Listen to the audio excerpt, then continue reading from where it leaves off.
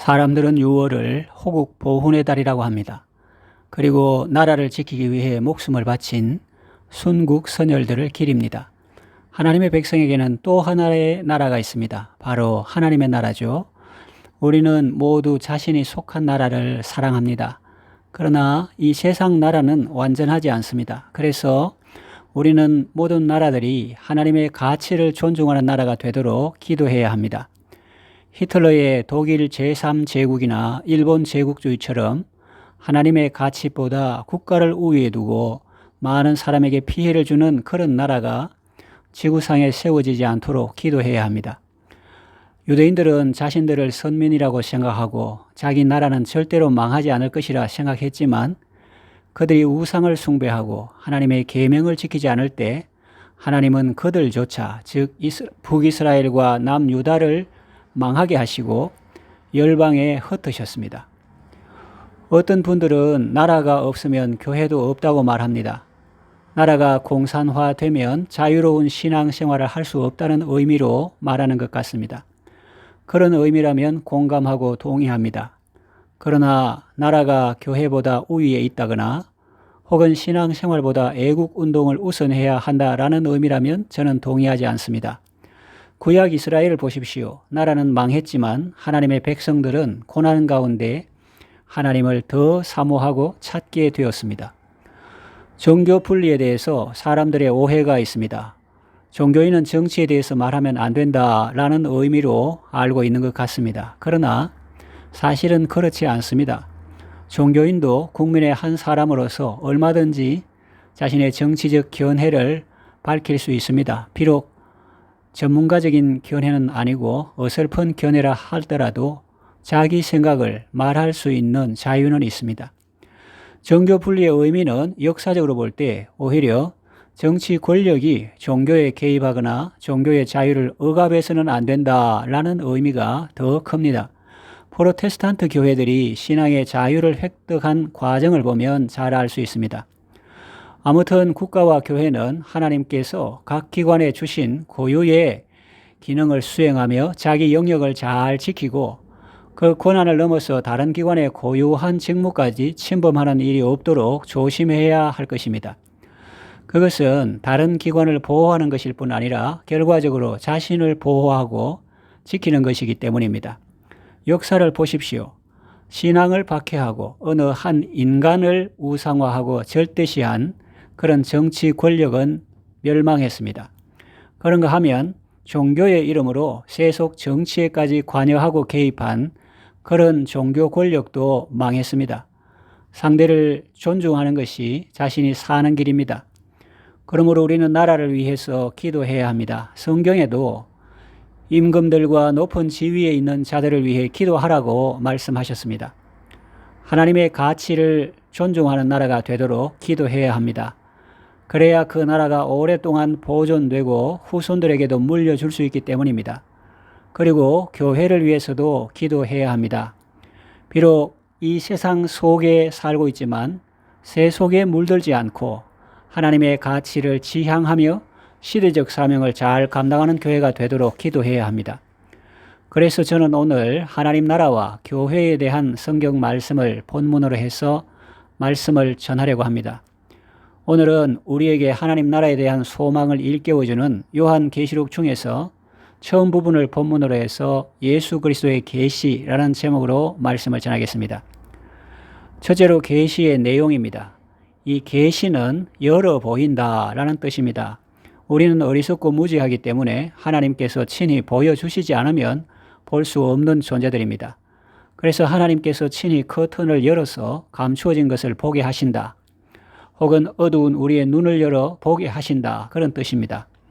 그럼 무엇을 보여주십니까? 계시의 내용이 무엇입니까? 계시의 내용은 예수 그리스도입니다. 계시록은 예수 그리스도를 계시하는 책입니다. 그래서 성경학자들 중에는 계시록을 제5복음서라고 칭하는 사람들도 있습니다. 요한 계시록에 대한 오해들이 있습니다. 계시록은 참 어려운 책이라고 생각하는 사람들이 있습니다. 왜냐하면 여러 가지 상징들이 나오기 때문입니다. 그러나 주된 내용은 하나입니다. 예수 그리스도입니다. 요한복음 5장 39절에 보면 너희가 성경에서 영생을 얻는 줄 생각하고 성경을 연구하거니와 이 성경이 곧 내게 대하여 증언하는 것이니라 했습니다. 구약 성경뿐만 아니라 신약 성경도 예수님에 대해서 말씀하고 있습니다. 그리고 요한 계시록도 그 중심 주제는 예수 그리스도십니다. 계시록의 중심 주제는 7머리 10뿔 가진 짐승이 아닙니다. 큰 음녀도 아닙니다. 예수님입니다. 예수님 아닌 다른 것에 집중하고 그 상징들을 억지로 풀려고 하면 어려울 수도 있겠지만 예수님께 집중하면 아주 쉽고 재미있는 책입니다. 또 어떤 사람은 요한계시록을 아주 무서운 책으로 생각합니다. 왜냐하면 심판이 나오고 재앙이 나오고 고통과 죽음이 나오기 때문입니다. 불과 유황으로 타는 못도 나옵니다. 그러나 여러분, 부잣집에는 쓰레기가 없을까요? 아름답고 건강한 생활을 하는 사람들 집에는 쓰레기가 없을까요? 아닙니다. 쓰레기가 있습니다. 있는데 어디에 있습니까? 쓰레기통에 담겨 있죠. 사용하는 물건과 잘 분리되어서 쓰레기통에 담겨 있습니다. 그렇다고 그 집을 더러운 집이라 부르지 않죠. 그와 마찬가지입니다. 무서운 내용이 기록되어 있다고 해서 요한계시록을 무서운 책이라고 할 수는 없습니다. 오히려 참 아름답고 거룩한 책이라고 할 수 있습니다.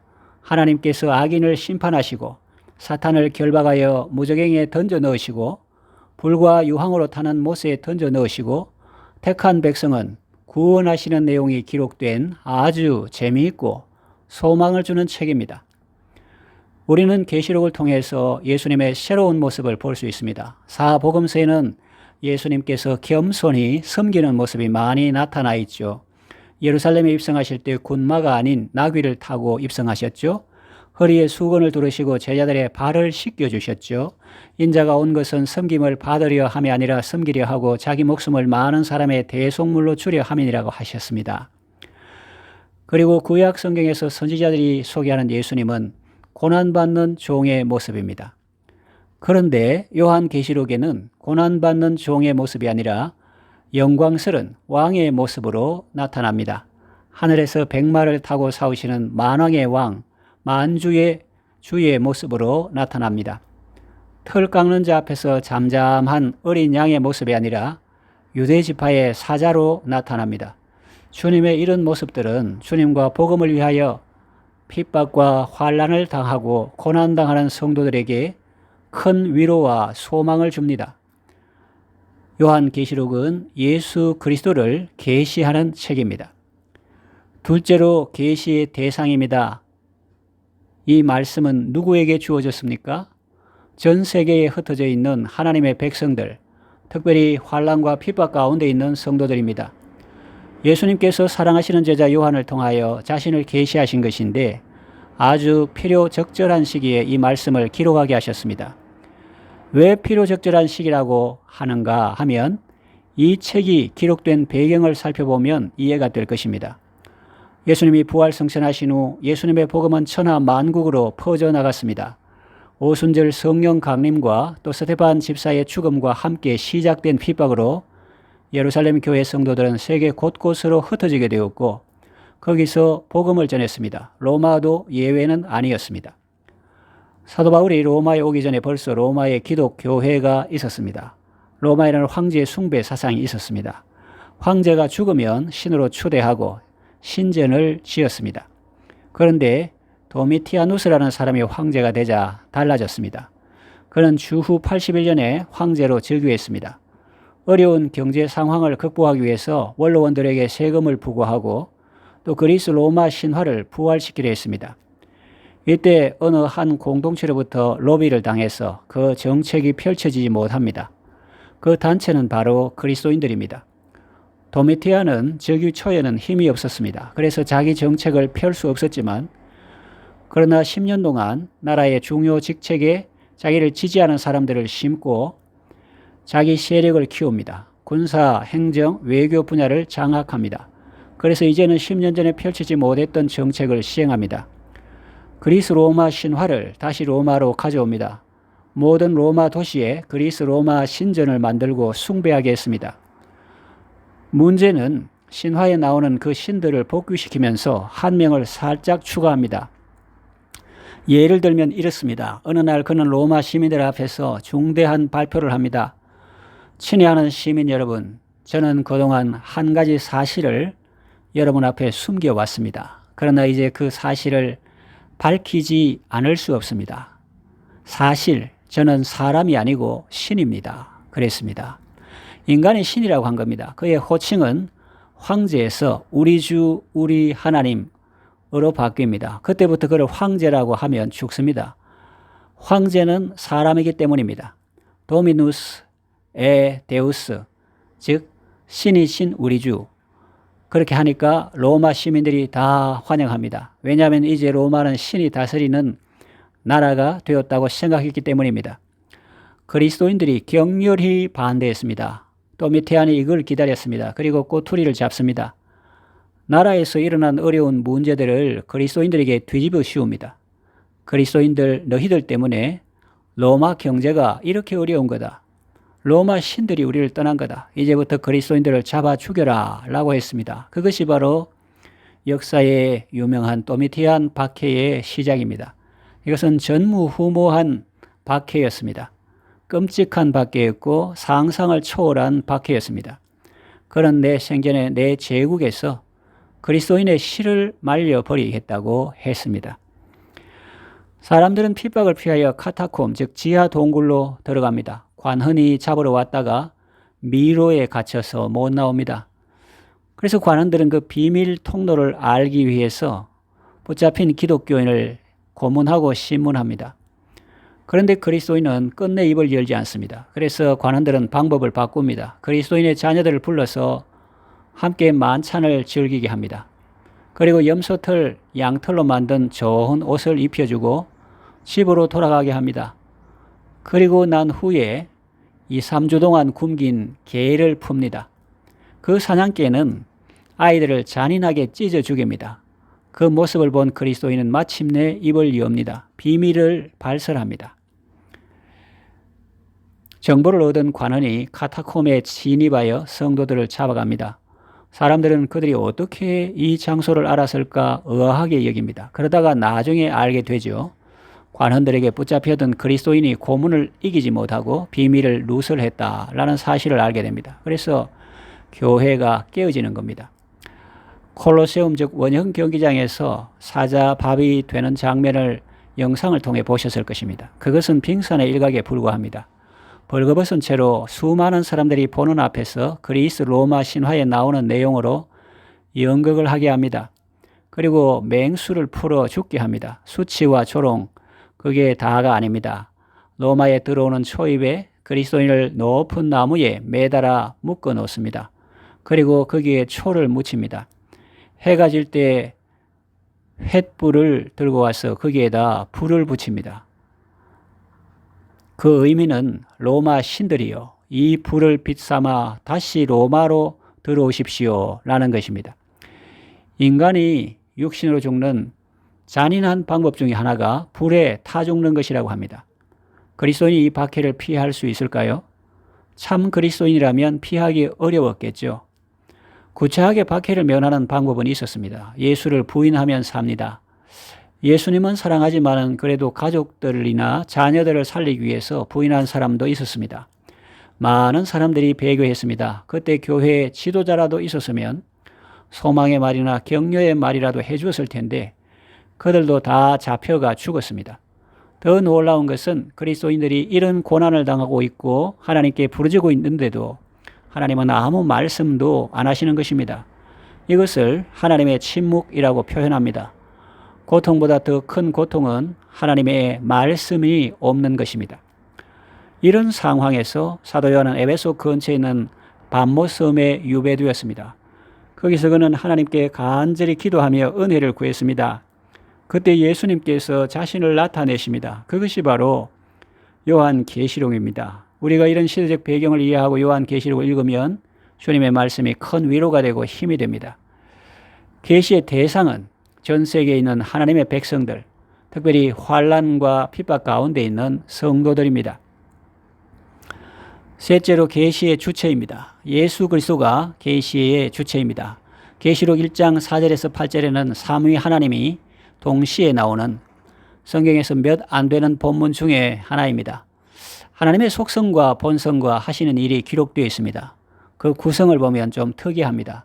원형은 계시록 4장 8절에 나오는 바와 같이 전에도 계셨고 이제도 계시며 장차 오실 이로 묘사됩니다. 그런데 본문에서는 이제도 계시고가 제일 먼저 나옵니다. 그러므로 1장 4절에서 8절에는 현재가 강조되고 있습니다.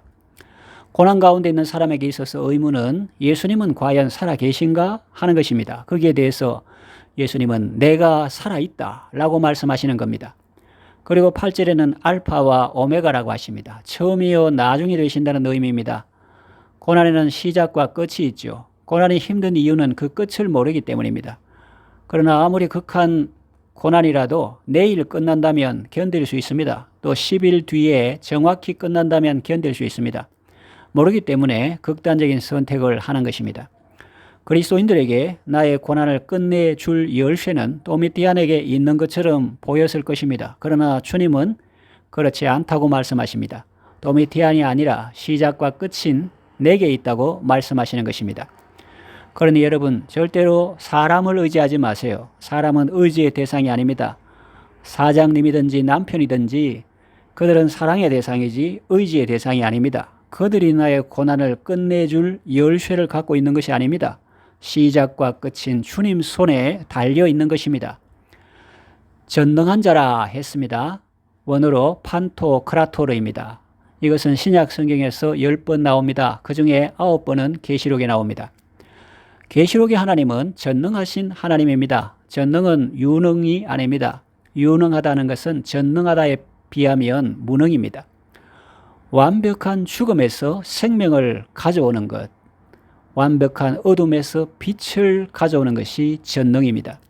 4장에 보면 이리로 올라오라 이후에 마땅히 일어날 일을 보이리라, 반드시 일어날 일을 보이리라 말씀합니다. 그러므로 이것은 내 의지와 상관이 없습니다. 도미티안 박해로 교회가 다 무너지고 성도들이 다 없어질 것 같지? 그러나 그렇지 않단다. 이리로 와서 보아라 하시는 말씀입니다. 하늘에 보좌가 있고 거기에 앉으신 분이 계십니다. 온 하늘을 보좌로 삼고 계신 하나님 자신을 제일 먼저 보여주십니다. 고난보다 더 크신 하나님을 보여주십니다. 우리는 고난 가운데 들어가면 하나님이 잘 안 보이지요. 그러므로 고난 가운데 첫 번째 해야 할 일은 눈을 들어 하늘을 보는 것입니다. 오직 여호와를 앙망하는 자는 새 힘을 얻는다고 했습니다. 하나님을 앙망하는 자, 하나님을 기다리는 자에게 이 힘을 주시는 것입니다. 계시록 7장 9절에서 10절 보면 각 나라와 족속 백성 방언에서 구원받고 주 경배 드리네. 이것은 부흥회 때 하신 말씀이 아닙니다. 극심한 고난 가운데 주신 말씀입니다. 오늘날 사람들은 한국교회 침체에 대해 말합니다. 그러나 주님의 이 말씀은 반드시 이루어집니다. 우리의 현재 상황과 상관없이 이루어집니다.